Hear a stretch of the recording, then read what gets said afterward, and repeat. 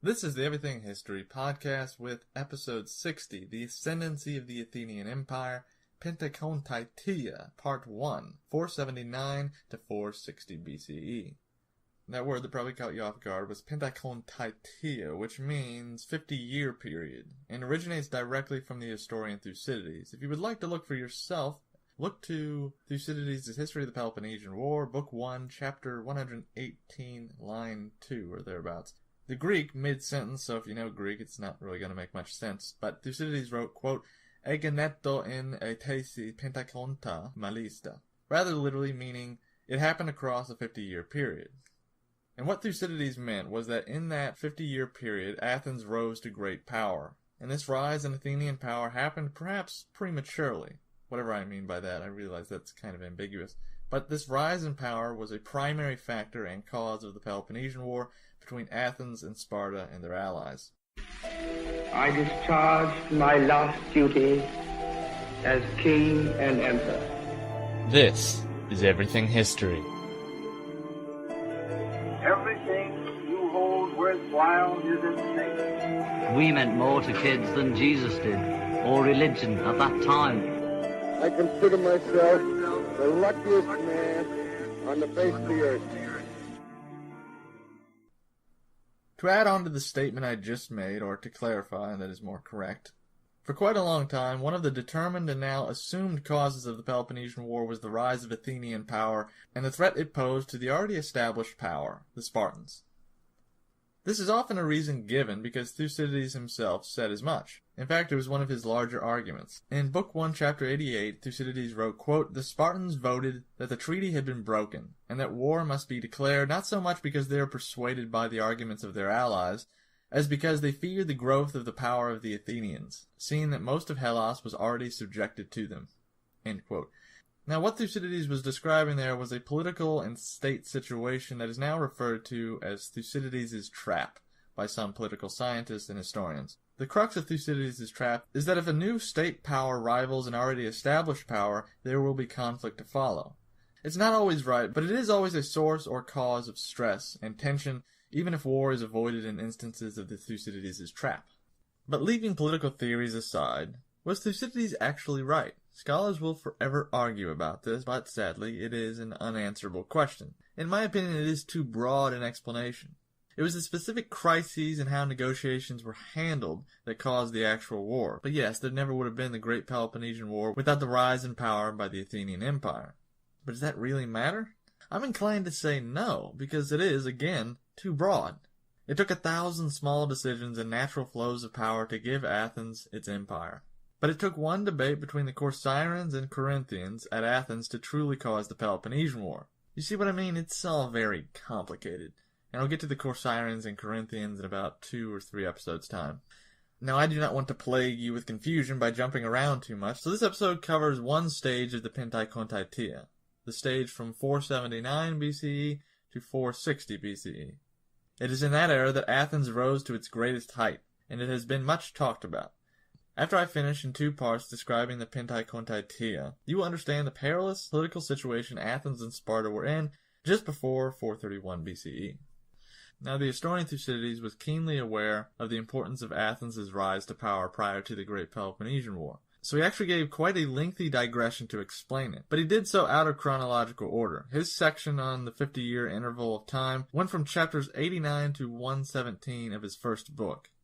But I give the digression now to maintain chronology and to not cause too much confusion. Now, I know what you're thinking, just get to it already, Thomas. I know.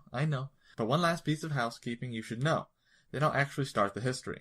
And that is that I'm not going solely off of Thucydides for the next couple of episodes. Because luckily Plutarch wrote lives on several of the involved individuals, Themistocles, Cimon, and Pericles, and a few others that are distantly related to the time period. Pausanias also wrote a little bit on this time period, and parts of Diodorus' 11th and 12th books also describe this time period, and sometimes in more detail than Thucydides' accounts. I mention this to absolve myself, foremost, of any weird suspicions anyone might have, and secondly because, to be frank, Thucydides' account of the Pentekontaetia is not very good.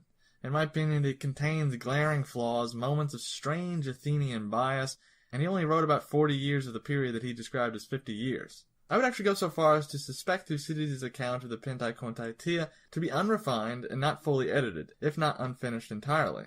But enough of that, the history. It begins in the wake of the Persian Wars, the year 479 BCE. The battles of Thermopylae, Salamis, and Plataea were over, and the Persians were surrounded by the allied Hellenes, that is, the Greeks, at Mycale, under the command of the Spartan king Leotychides. The allied Greeks took the city quickly, routing the Persians, who were quickly defeated. By the time of Mycale's destruction, however, the year was 478. And the Greek alliance began to fracture, especially as the mainland Greek cities felt prolonged warfare across the Aegean Sea to be unnecessary. The Spartan king Leotychides pulled out, and the Peloponnesian Hellenes agreed as well to go home. But the Athenians and the Ionian Hellenes persisted, following up the Hellenic victory at Mycale by besieging the Persians at Sestos, near the Hellespont. The Athenians returned to Athens to rebuild, and under the leadership of Themistocles, they reconstructed their walls, and Athens also made the key decision to maintain unity with the Ionian city-states, a decision that would project them onto the path for power, and allowed soon after for the formation of the Delian League. After a season away from battle, the Spartans returned to the helm, sending King Pausanias to lead the Hellenic force against the Persians on the distant island of Cyprus. The Hellenes were again victorious, and Pausanias then led the Greek forces northwards to liberate Byzantium, the ancient predecessor to Constantinople, and/or Istanbul today, from, again, the Persians. The Hellenes under King Pausanias forced the surrender of Byzantium, but shortly after the Greek alliance began to fracture again. Widespread disloyalty began to fester between the different citizens, and the Ionian and Athenian men in particular quickly came to despise the Spartan king Pausanias. Now Thucydides states that this is because Pausanias had grown arrogant and dictatorial, and had even began plotting with the Persians in secret. Thucydides was not telling the whole truth, though. Very naughty of him. In reality, these things were only rumors. Thucydides presents them as more than likely true when they were more than likely false. So when 478 BCE came to a close, the Spartans, fearing the rumors, recalled King Pausanias to stand trial. He was duly acquitted because there was no evidence. I really have to trash Thucydides in this respect because he wrote in Book 1, Chapter 95, quote, "One of the more serious charges was that he was collaborating with the Persians, and there seemed to be very good evidence for this," end quote, which was extremely vague by Thucydides and untrue. Regardless, the Peloponnesians at large grew tired of the conflict with Persia because they felt, quite rightly, that the enemy had been thoroughly defeated. That being the case, Sparta stepped out of the command, and their allies followed, returning home for good. But the Ionian city-states were not finished. So close to Persia, they desired full freedom from the Persians and security against possible conflict in the future. So, seeing the power and leadership gap and opportunity, the Athenians took command of the remaining forces and officially formed the Delian League at the tail end of 478 BCE. The allied states of the League established a group treasury that was placed on the island of Delos, which was a neutral site and in the middle of the Aegean Sea. Each member city-state were to provide either money annually, tribute that is, or ships for the war effort. The set tribute in the beginning was 460 talents. It's difficult to translate that into modern terms, but that was a lot of money. The objective of the Delian League was to, quote, compensate themselves for the losses by ravaging the territory of the king of Persia, end quote. That's from Thucydides, Book 1, Chapter 96. As you might have noticed, that objective was rather vengeful and vague. The Athenians would take advantage of that vagueness. Even Thucydides admits that the Athenians, in the rise to power, bludgeoned their allies and morphed their alliance from a league to an Athenian empire. Before I continue, let me explain what happened to the Athenian commander Themistocles, the commander and politician that led Athens to become a naval power and one of the chief commanders at the Battle of Salamis, and also the man who first proposed the construction of the famous long walls of Athens. As it happened, he gained so much influence that the Athenians ostracized him in 471 BCE. And after his ostracism, rumors began to stir about Themistocles being involved in conspiracies with the Persians. Some even connected him to the Spartan Pausanias. It is unclear if he was involved in anything, but Themistocles feared dying as Pausanias had, so he fled Hellas. Back to Athens, though. By 476, Athens came under the leadership of Cimon, son of Miltiades, who was the commander, if you recall, at the Battle of Marathon. And Thucydides the historian was actually related to Cimon, quite closely. But regardless of all that, Athens and its league attacked the Persians at Eion, along the river Strymon. This is in modern-day northern Greece. After enslaving the Persian population there, the Athenians moved on in 475 to the island of Skyros. which was north of Euboea, that is, not far from Athens itself. Cimon quickly defeated the Dolopian population and enslaved them as well, for having been partial to the Persians during their invasion. After subjugating the Charistians on Euboea shortly after that, who were actually at first a member of the League itself, thus by the end of the 470s the list of enemies had grown thin, and Athens slowly raised the amount of tribute required by the member states in accordance with their rising ambitions. This led to the people of Naxos trying to leave the Delian League in 470 BCE. But Athens refused such a segregation and attacked Naxos, forcing them to resubmit to the alliance. And as an aside, you need not remember most of these names. I'm simply keeping them in the narrative for the sake of specificity. Now, the rough treatment Athens showed to the people of Naxos was auspicious of the days to come, and clearly showed that the Delian League was not merely an alliance. The Delian League, however, remained focused on the Persian threat for the time being, and this helped the League stay cohesive. Again, Cimon of Athens led the allied forces to victory twice in the same day at Pamphylia, destroying nearly 200 Persian ships in the process. This double victory was a pivotal moment and was known as the Battle of Eurymedon, because it took place on the Eurymedon River in modern-day southern Turkey. And it was pivotal because it broke the back of the Persian threat and very much inflated the egos of the Athenians. This battle took place circa 466 BCE, and the following year the city-state of Thasos in the northern Aegean rebelled after the Athenians refounded the city of Aeon, renaming it Amphipolis and refounding it with Athenian settlers. The people of Thasos knew that the Athenians were doing this to take possession of a valuable mine in Thrace, a source of revenue that the Thasians held dear. The Athenians sent Cimon, again, to deal with the Thasian rebellion, and he quickly won a naval engagement against the Thasian fleet. But before Cimon landed soldiers to force the submission of Thasos, the Thasians sent a messenger to Sparta asking for assistance. It is unclear whether Sparta agreed, or would have agreed, because they could not send such a force due to the Helot rebellion in 465 BCE. Now, Thucydides tells us that the Spartans did agree, but were thwarted by the Helot uprising. But that is more than likely bullshit, a phantom theory of Athenian propaganda. Either way, the people of Thasos received no aid, and after 3 brutal years of siege warfare, they, the Thasians, surrendered to Cimon and the Athenians.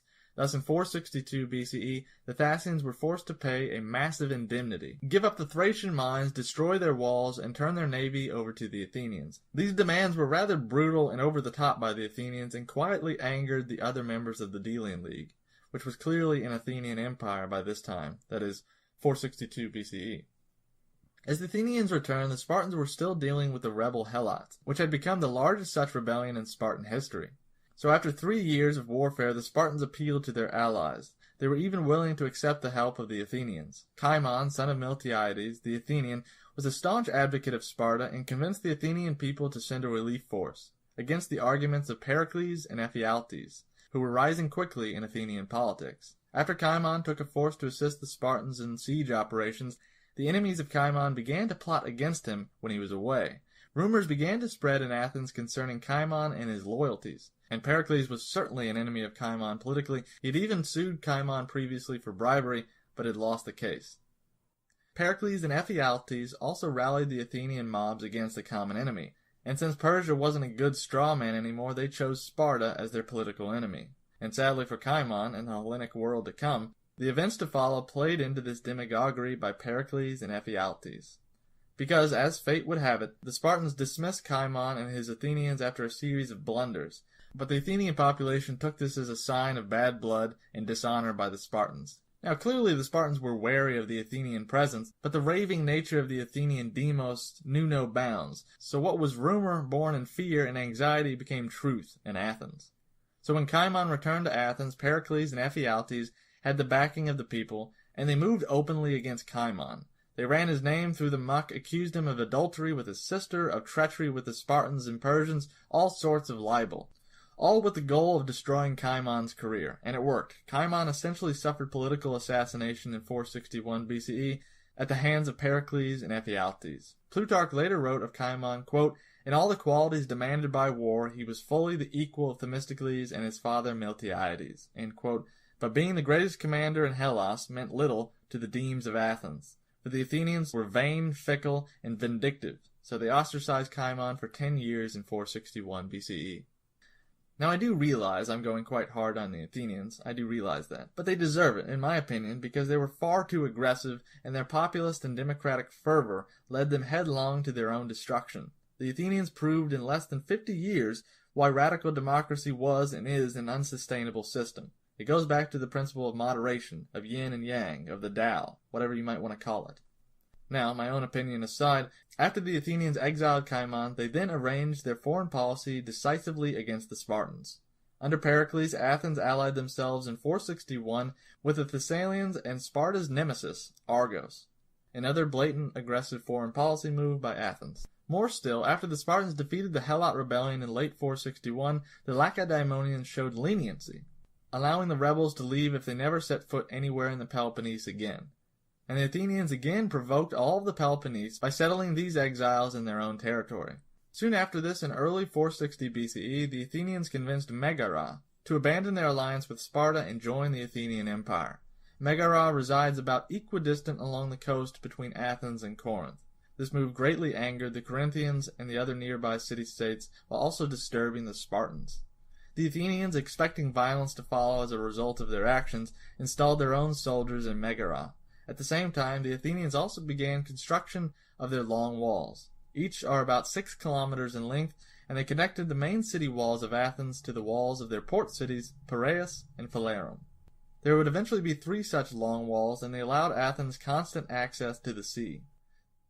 These long walls would prove to be very important during the Peloponnesian War. You can see a map showing the trajectory and purpose of these long walls on the YouTube video for this episode.